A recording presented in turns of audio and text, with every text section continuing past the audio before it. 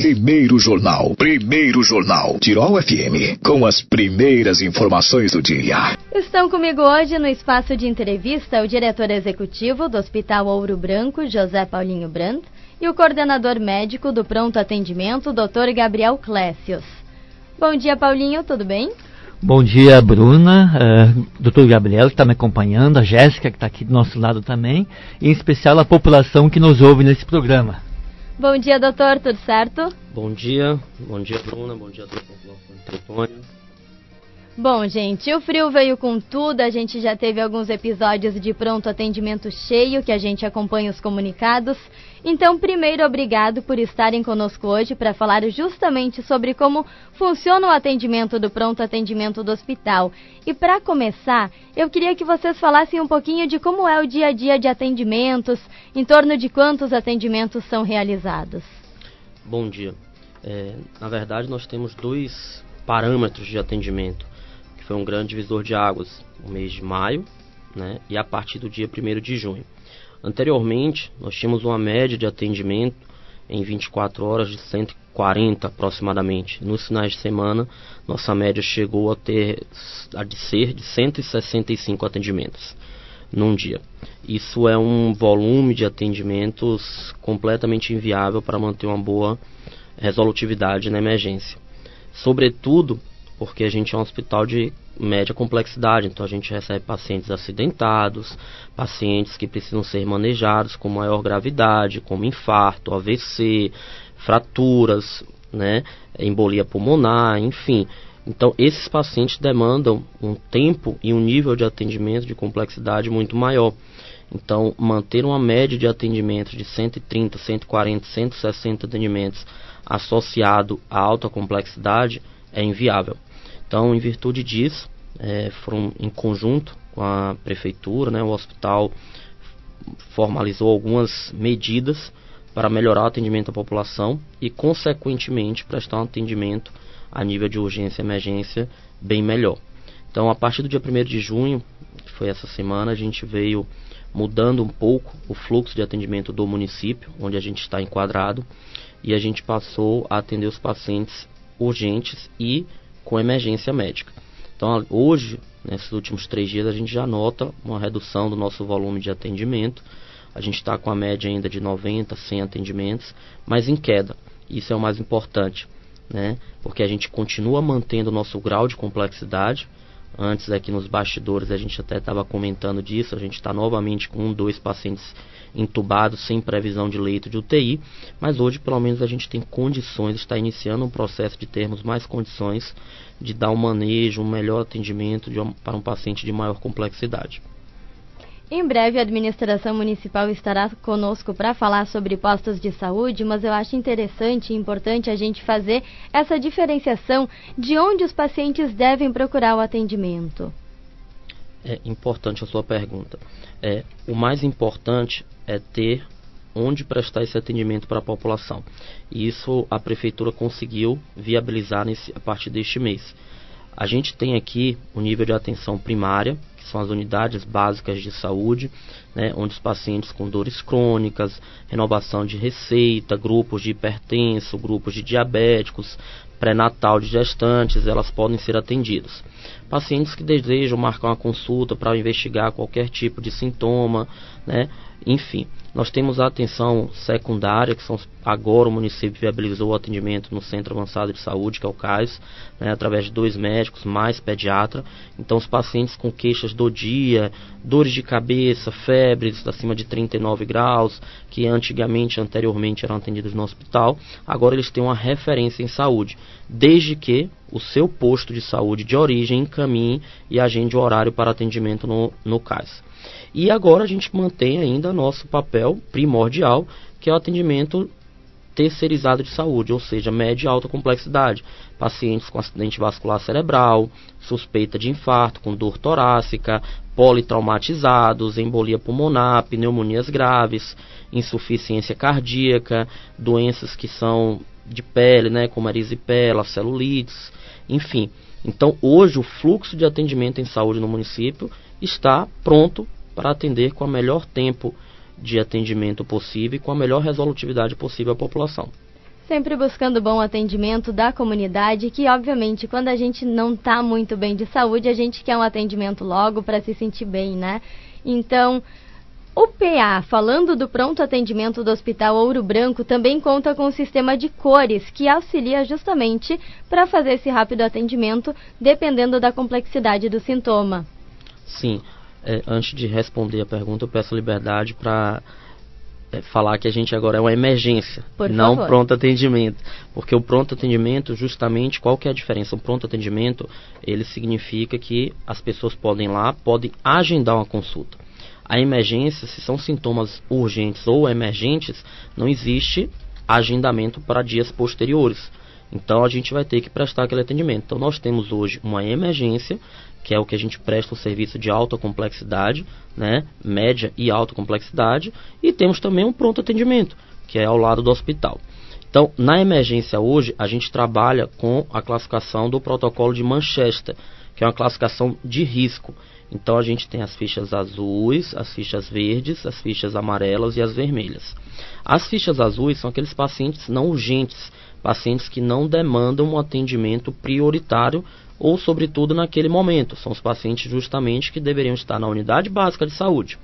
A gente tem os pacientes com fichas verdes, que são pacientes com queixas dias normalmente. São aqueles pacientes que poderiam estar, por exemplo, no centro de atenção avançada em saúde, no CAIS. Mas a gente continua atendendo esses pacientes também a nível hospitalar.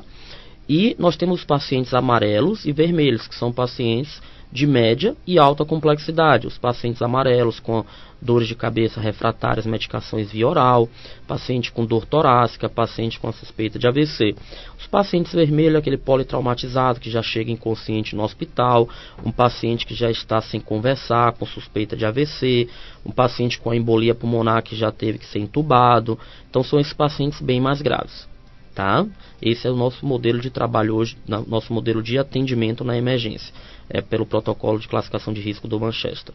Você fez a diferenciação de pronto atendimento e emergência e é justamente isso que entrou em vigor então agora em 1º de junho.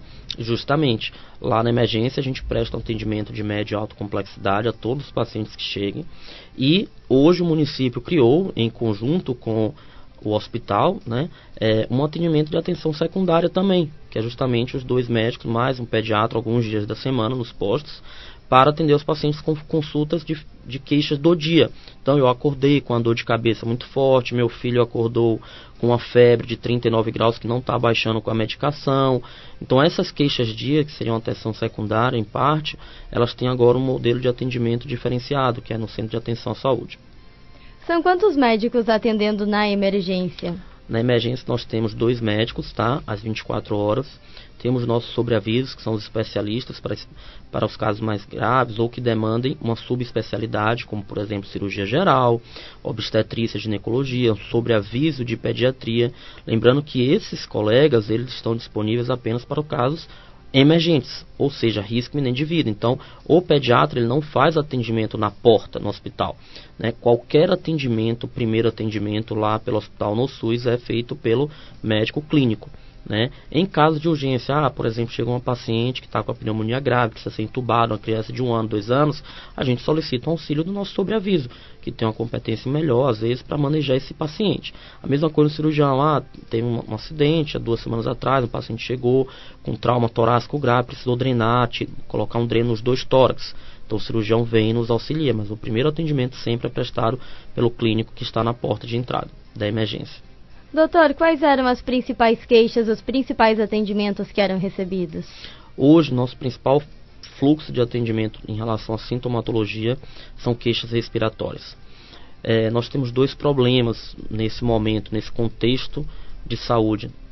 A época do ano, onde a umidade relativa do ar diminui e o frio também intensifica as síndromes respiratórias, e além disso nós temos descompensação por conta do clima das doenças crônicas, como por exemplo insuficiência cardíaca, né, enfisema pulmonar, Nessa época do ano, as pessoas procuram menos serviços de saúde e aí, consequentemente, quando chega no frio, já estão muito mais graves, né? Ou então deixam de tomar os remédios, medicações, e o frio por si só já descompensa também essas doenças crônicas. Então, além das doenças, síndromes respiratórias agudas, né, influenza, pneumonia, próprio Covid, que a gente tem tido novamente uma grande quantidade de casos, a gente tem também uma descompensação muito maior das doenças crônicas, como, por exemplo, insuficiência cardíaca, enfisema pulmonar, entre outras. Diretor, aliando a essa questão de pronto atendimento, emergência, são outras demandas que também precisam de atenção no hospital, né? Hoje são quantas especialidades oferecidas? Atualmente, Bruna, temos 18 especialidades oferecidas e aos poucos estamos tentando buscar atrair novos médicos para a Teutônia, para o nosso hospital, para a gente conseguir aos poucos ampliar essa oferta de médicos e de especialidades para a população aqui da região. Enfatizando uma questão do contrato que entrou em vigor essa semana, dia 1º, essas medidas que o Dr. Gabriel comentou, elas são frutos de uma negociação muito grande, de vários meses com a Prefeitura, prefeito Celso, Aline, Juliano e equipe, com nossas equipes, e o sucesso desse contrato vem a partir de agora. Da nossa mudança, eu digo, toda a população, gestores, médicos, em relação à saúde em Teutônia.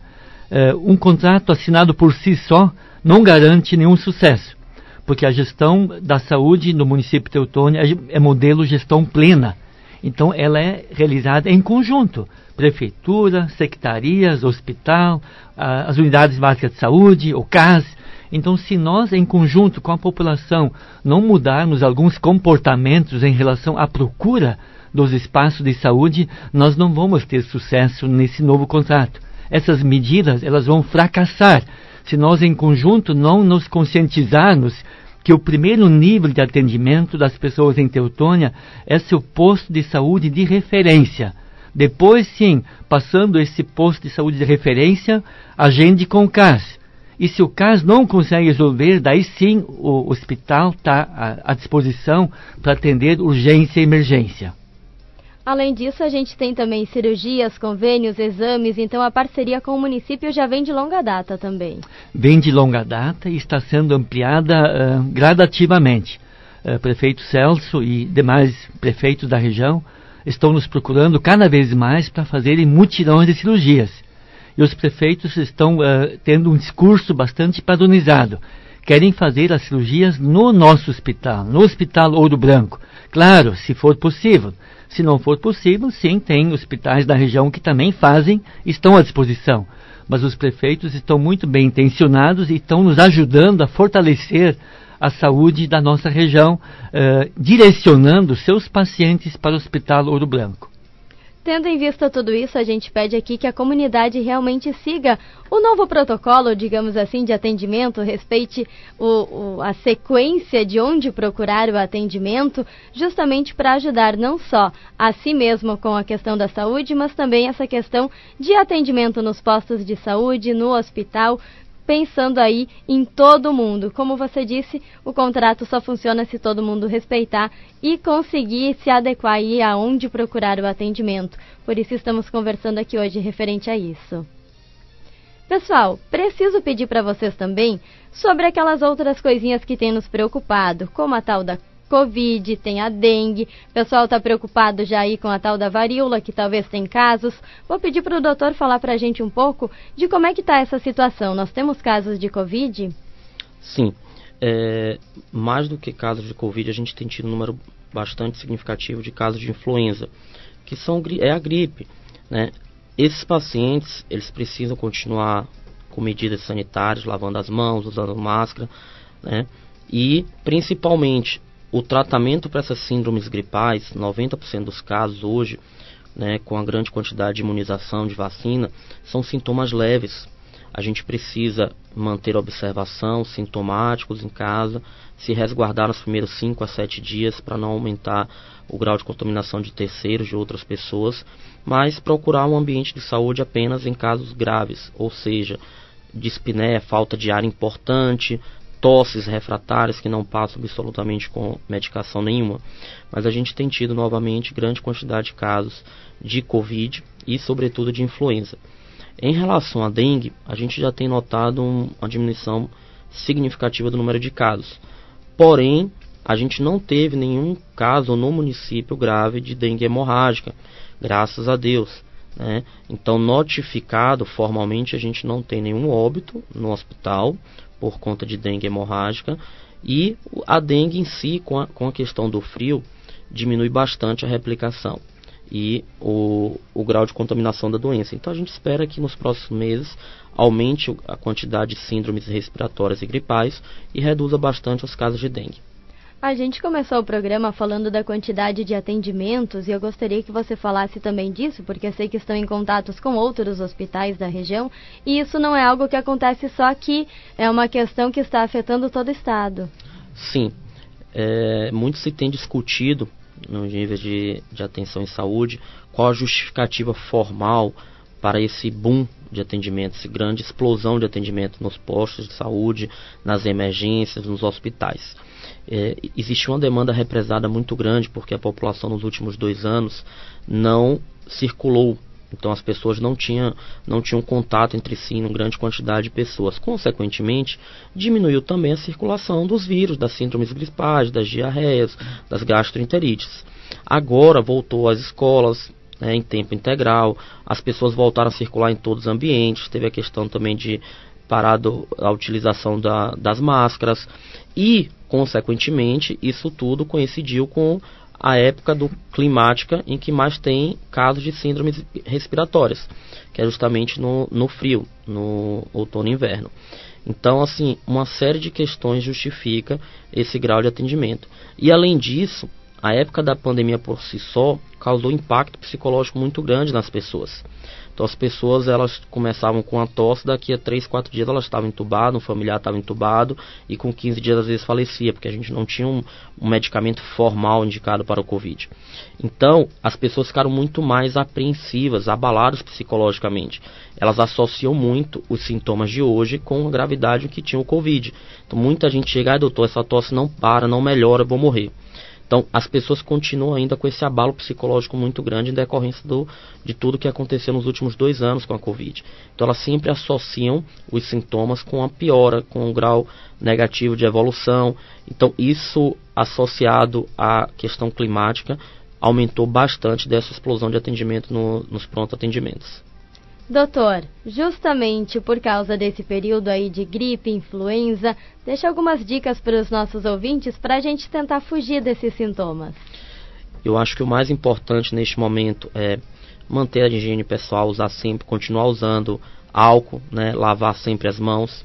Sempre que tiver um sintoma, já procurar se distanciar ou usar máscara. Se iniciar tosse, coriza nasal, mesmo que não seja Covid, mesmo que não seja influenza, já iniciar o uso de máscara nos ambientes em que estejam com mais pessoas envolvidas. E sempre ter calma. Os sintomas gripais hoje, 92% deles são sintomas leves. Tá? Hoje, apenas 8% da população que tem a Covid ou influenza precisa evoluir para a internação hospitalar em ambiente de UTI. Então, podem ter calma, se cuidem, continuem se cuidando com as medidas sanitárias, usar álcool, lavar sempre as mãos, qualquer tipo de sintoma, já usar máscara também e manter a calma. Hoje, com o grau de vacinação em relação ao Covid, nós não temos pacientes entubados, hoje que eu conheço, aqui na região pelo menos, vacinado com as 3 doses. Então, assim, manter a calma, se cuidar, alimentar bem, tomar bastante líquido, tá? A água é um fator fundamental para ter uma boa imunidade pelo corpo e vida que segue. E a recomendação para que seja feita a vacinação, né? Exatamente. Inclusive a vacinação da gripe também, não só de Covid, tá? Mas a gente estava num período de vacinação da gripe, então vacinem todos de preferência. Diretora, agradecendo a participação no programa hoje, muito obrigada por estar conosco, trazer mais informações, trazer o doutor também, acho que é a primeira vez aqui na emissora. Sim. Deixa um espaço para as tuas considerações finais. Eu que agradeço, Bruna, para que o hospital tenha um espaço aqui para falar para a população e peço que nos ajude. Nós, bem como a prefeitura, estamos aí tentando melhorar a saúde para a nossa população. Então essas medidas só terão sucesso se cada um de nós der a sua parte, der a sua contribuição, porque eu tenho certeza que juntos sim vamos ter um cenário muito melhor logo mais aí na frente. Obrigado, Bruna.